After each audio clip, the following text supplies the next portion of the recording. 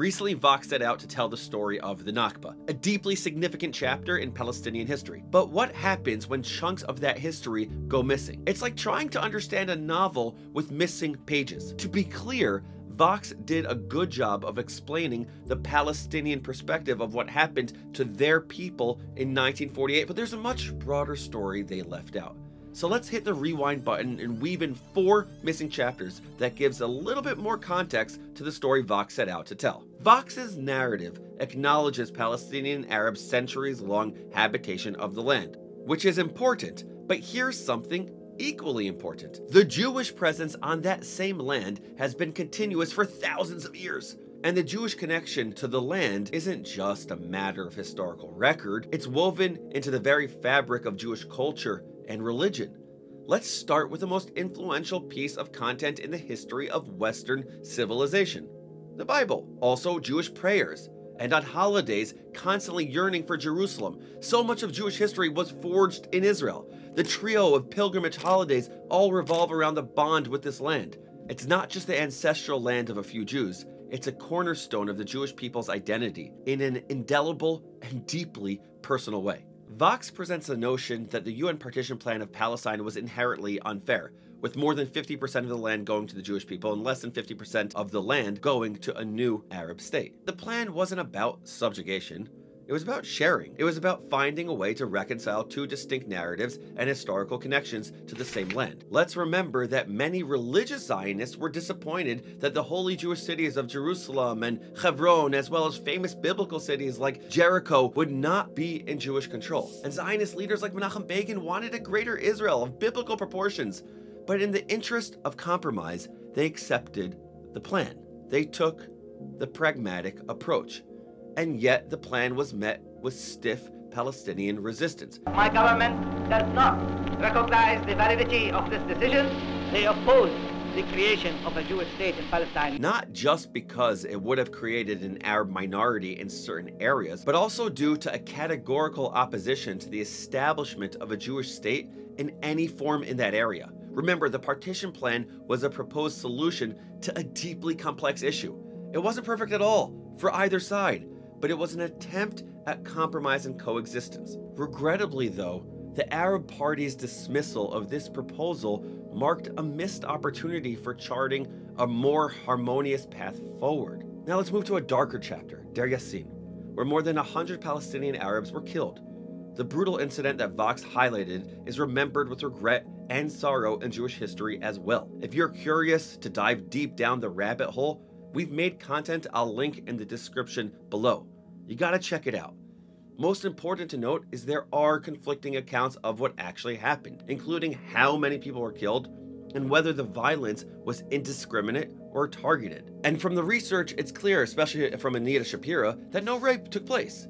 In life in general, I think we could all look back at history and criticize ourselves a bit, right? But it's also important to contextualize the bigger picture, that this happened amidst the chaos and violence of war. Wars are horrific events. Violence is horrific, and terrible things happen in war. There were instances of brutal violence on both sides, like the Hadassah convoy massacre. Jews were killed while trying to reach a hospital. And a few months earlier, 35 soldiers were ambushed during an attempted relief mission amid Arab attacks on the Yishuv, which was Israel's pre-state government leadership. In the chaos of war and in the scramble to keep civilians safe, about 700,000 Arab refugees were displaced when Israel was established in 1948. Instead of merely sharing one side of the story, let's acknowledge that historians debate exactly what happened. Some argue that Arab refugees left out of intense fear of the fighting. Others say they left on orders from Arab leaders to make way for strategic military operations. However, it is clear that Israelis were directly responsible for the expulsion of tens of thousands of Arabs. Israel, whose total population doubled after the war, refused to allow the 700,000 Arabs back, for demographic reasons, and because many of those who left were in support of the invading Arab armies. Adding to the tragedy, and this wasn't mentioned by Vox, these Palestinians were never granted citizenship by the surrounding states that now hosted them, like Jordan or Egypt. Instead, they were left to live in a state of perpetual refugee status, a status still in effect for their descendants today. As one scholar on Israeli history said, the new host countries deliberately perpetuated their homelessness to foment international condemnation of Israel, turning the Palestinian plight into a genuine human tragedy. The difficult truth is that had those Arabs been allowed to return, Israel would not be able to be both a Jewish and democratic state, and it might have a hostile population within its borders. Of course, no state could be built with a significant percentage hostile to its very existence. That simply would not work. And the reality is that the 150,000 Arabs who stayed in 1948 have grown to 2 million Arab citizens of Israel, making up 21% of the country's population. Now, having filled in those missing chapters, I want to leave you with these 3 takeaways. First, the story of the Nakba should be told. This narrative carries the heavy weight of tragedy and loss, akin to countless others in human history. Wars leave scars, especially on the losing side, and we all have a responsibility to empathize with the suffering endured by Palestinians. Recognizing this for the Palestinians isn't only fair, it's crucial for our shared understanding. So I'm not picking a fight with Vox for sharing that story. But here's the second thing. Acknowledging the pain of Palestinians should not diminish the deep, profound connection that Jews have for their ancestral land. And this is the most significant part that Vox missed for me. The video portrayed Zionism as a reaction to anti-Semitism. Zionism was a response to an increasingly brutal climate for Jewish people, particularly in Europe and Russia, where there was a massive wave of anti-Semitism, including large-scale attacks in the late 1800s and early 1900s. But that's missing a huge part of the story. Zionism is more than just a political movement to provide a Jewish safe haven.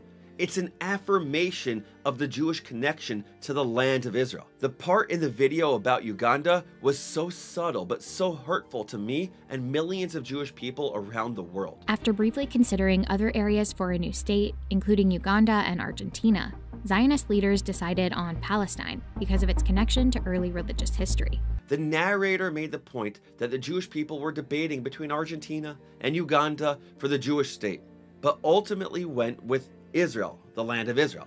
It misses the whole point that the Jewish people were so desperate because the world was so violent and hateful toward them that they would go anywhere to be safe from the vicious anti-Semitism that seemed to exist everywhere they went. So, initially, the majority of Zionist leaders voted for it, not because they wanted to, but because they had to. But they ultimately rejected the idea for a simple reason. Eretz Israel, the land of Israel, and Am Yisrael, the people of Israel, go hand in hand. Zionism was not just about being pushed out of lands due to the world's anti-Semitism, but a pull for the Jewish people to return to their homeland and to again be actors on the world stage. It was an opportunity to revive an almost dead language, Hebrew, and to revive a people that was tossed around from ruler to ruler and always at someone else's whim. 1,000 years before nationalism, there was a yearning for Zion that wasn't about anti-Semitism.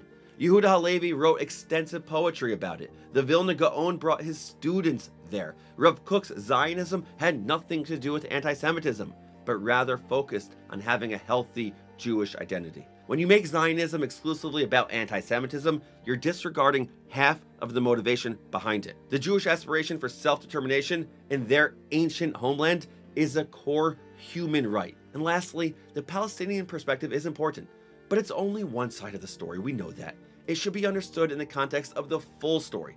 Vox's narrative omitted significant chapters. Take, for example, November 1947 to March of 48.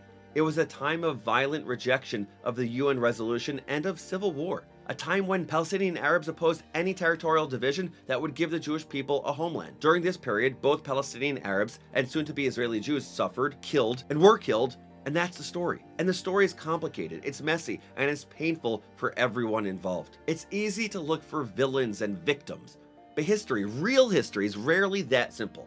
It's a swirling mix of perspectives, interpretations, motivations, and actions. So what's our goal here when teaching history? Do we fan the flames of anger and resentment, or do we strive to build mutual understanding? History ought not be a tool for division. It's a means for understanding. Both Israelis and Palestinians have faced their share of darkness, but let's shed light on the full story rather than just part of it. And Vox, next time, let's tell a more complete, balanced story. Let's study the past to understand the present and improve the future. It's the only way we can hope to move forward.